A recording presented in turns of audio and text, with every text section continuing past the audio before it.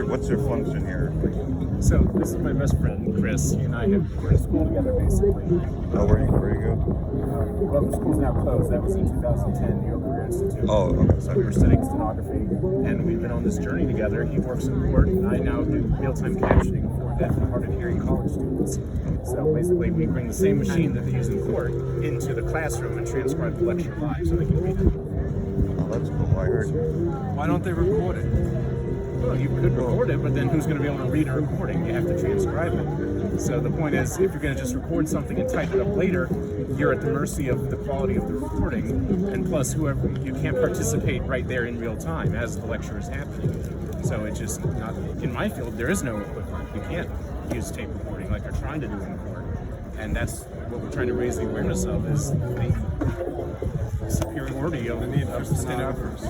So if you, the stenographer or stenography machine is like where you have only a set number of keys and it's based on like what the sound people make. So you're saying that the professors are able to ask you to go back and repeat what they said? Well, not professors. No. In court they do. In college, I don't read back. That's called reading back the record. In college, he's captioning for students that need it. They need the words on the screen because they can't hear the. Oh, I see. So it's like So okay. I sit quietly and I listen and I transcribe on the steno machine, and the student usually reads on an iPad that I give them for the class. Oh, gotcha. And I take down the whole class for the whole semester. So I basically get almost a free college education here in New York City at some of the best colleges. I don't take the exams, I don't have to read the assignments or write the essays, and I don't get the degree, but it's still interesting. Well, you know, a lot of people are doing that with TV and movies now. You know, even if you speak English, a lot of people. Yeah, that's kind of cool. I mean, even if it was like for the whole class. Yeah, well, now on Zoom, anyone can turn on, when I'm captioning as the captioner, anyone can turn on the subtitles and follow along. So even though I'm providing the service for the one student, or maybe two, if it's a class with two students that are deaf or hard of hearing, the whole class can have access to reading the subtitles. And it really should be that way. It should be universal design.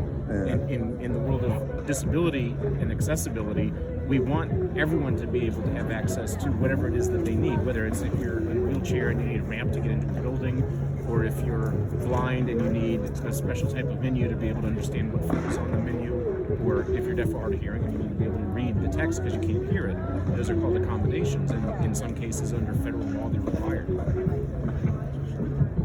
So are the lectures like videotaped also, like as well as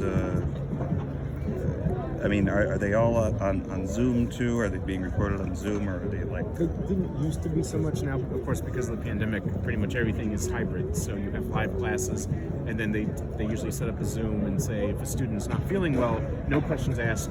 Don't risk it. You know, we don't know if it's COVID or not. Just stay home and attend on Zoom. So the general rule of thumb is if the student is in the classroom, I, the transcriber, the CART, we call it CART, Communication Access Real-Time Translation. That's a mouthful, I know. But I am in the room as well. And if the student is on Zoom, then I appear on Zoom. So we have some people that work only remotely from home, and that's nice. I prefer being in person because it gets me out and about. You get to be among people, college students, and you get to see New York City.